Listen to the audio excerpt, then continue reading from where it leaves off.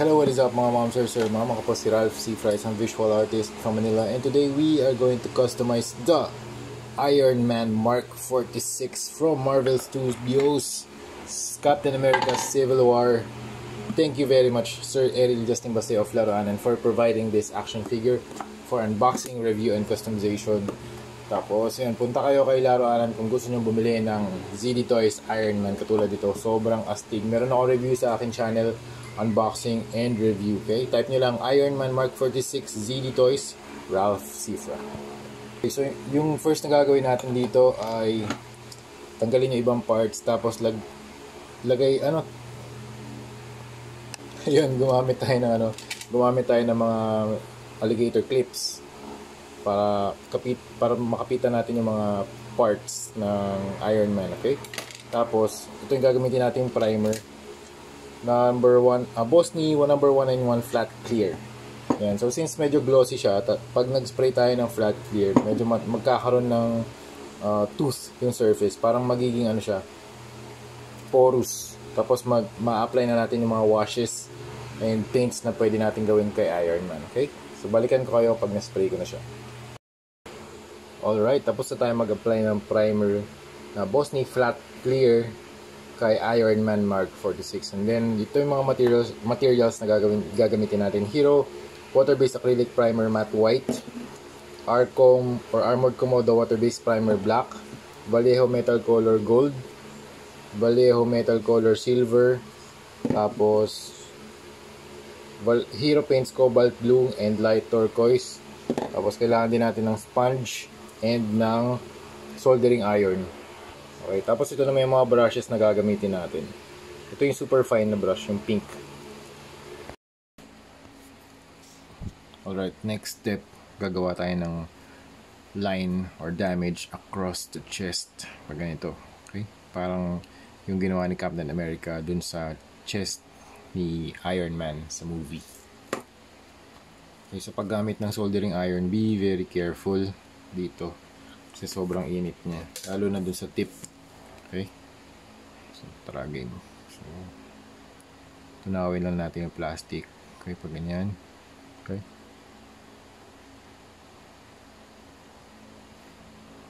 and here, across here. Tapos tatagos din to sa gitna, nung arc reactor nya. Yan. Tapos hanggang dito sa gilid. Okay?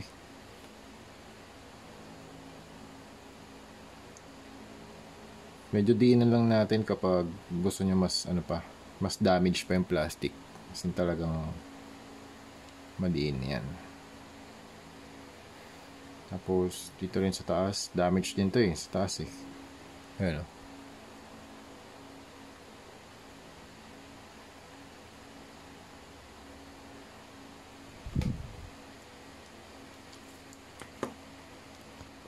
Alright, so ito na yung battle damage sa chest niya. Ang susunod natin gagawin ay lalagyan natin ng primer na black dun sa loob nung damage na area. Para mas magmukha siyang dark or malalim. Alright, let's paint a black primer inside.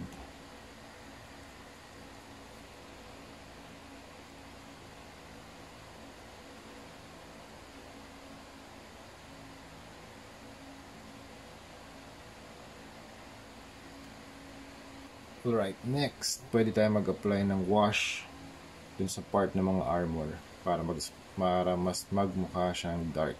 Okay, dito sa part na to, kung saan marami yung damage. Okay, tapos wipe off natin. Ayan. Para lang mas magmukha siyang dark. Ayan.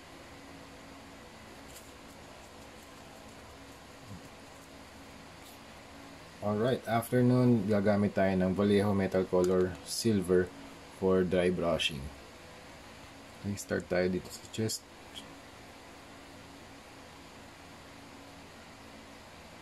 Okay, usually yung silver, automatic na yan lalapat dun sa areas kung saan yung pinaka kaangat na areas. Yung mga areas na hindi nakaangat or nakalubog, yung mga areas na nakalubog or naka-recede, hindi na makukulayan ng silver yun. So yan, mas nagiging yan, mas may highlight na yung ano natin, yung ating arc reactor damage. Tapos pwede rin dito sa body. Yan.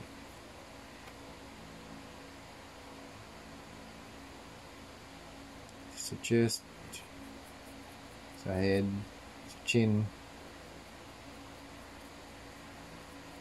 Actually, all over the armor maglalagay tayo ng silver na dry brushing.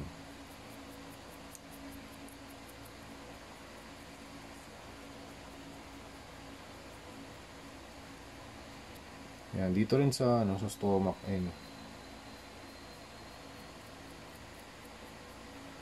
pwede rin paangat yung dry brush. Yan, pwede rin pababa. Yan, dito paangat. You can also have it do it from left to right. Yan.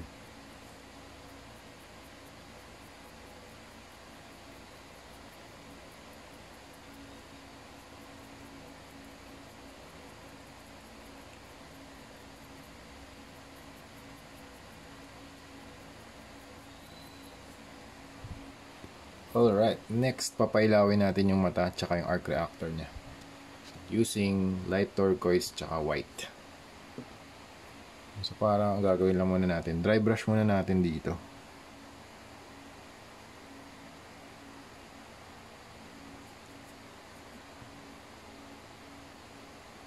Yung sa area around the eyes.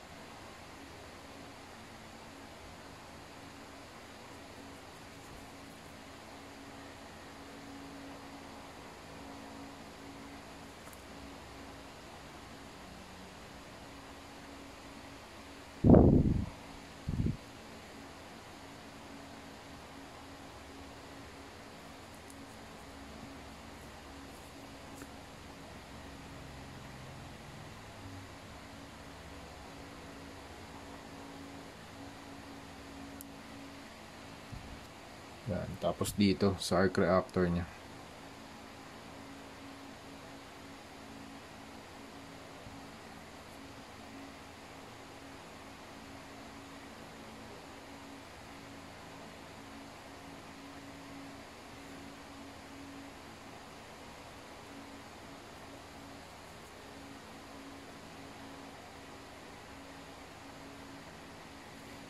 Pwede naman tayo mag-overlap dito sa mga part na to para merong illusion na meron pa ring ilaw.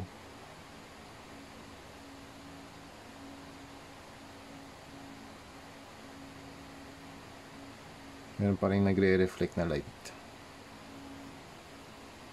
Ayan. Okay, pwede rin natin gawin yan sa kanyang mga kamay, sa repulsors niya.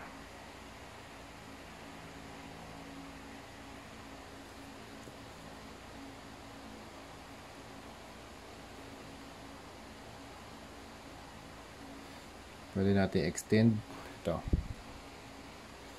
Pwede natin i-dry brush ng mga fingers niya kasi parang nagre-reflect yung yung ilaw.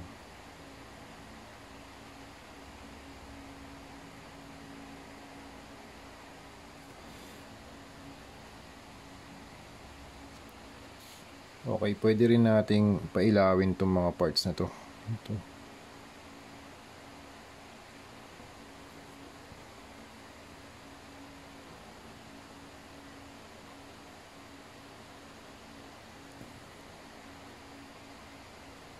Paint na lang natin kasi mahirap na to pailawin, sobra kasi maliliit na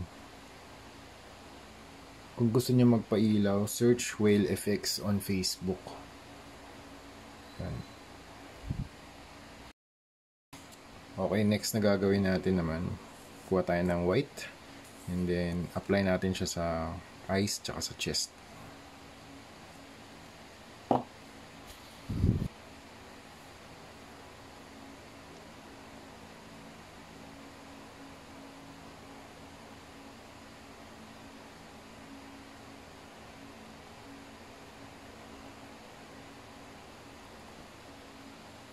Okay.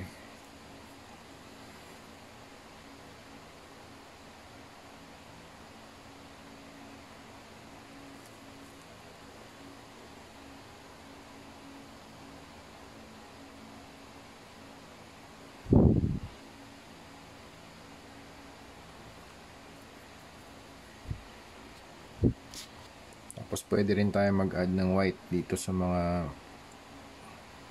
lights na inad natin. Yan, sa turquoise.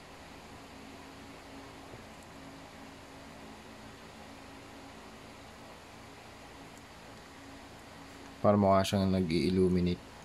Para mukha siyang umiilaw. Tapos pwede rin kayong mag-add ng white dito sa may part ng rocket niya.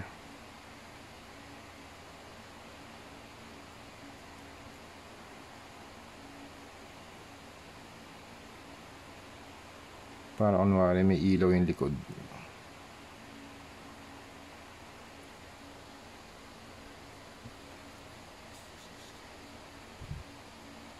Tapos dito rin sa mga sa mga hands niya, sa repulsor hands, pwede rin tayo mag-add ng white dito.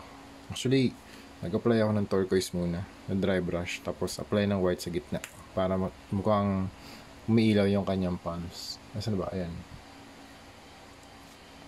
Next, gamit tayo ng Vallejo metal color na gold para dito sa kanyang face.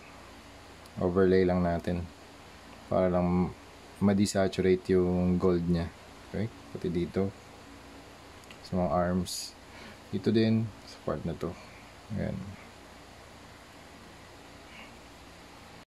Alright, para naman sa stand, mag-add tayo ng snow effect lang using sponge and white acrylic. So, yung sponge ito. Okay, dito lang siguro sa ito. Sa surface lang.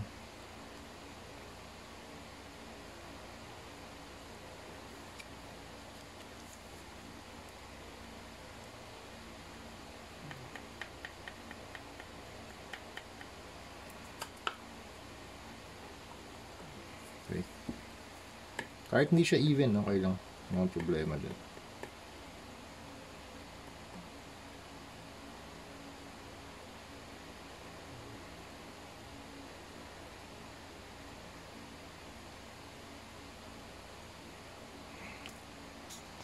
Okay, for Iron Man mag-add din tayo ng konting snow effect dito sa kanyang paa.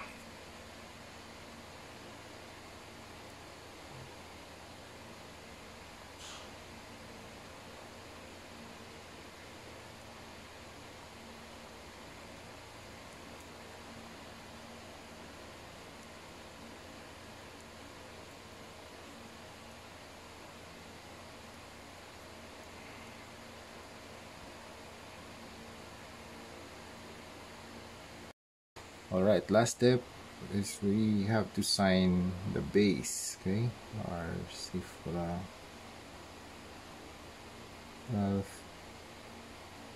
Cifra 2023. Okay, we're done. And also you have to sign the box.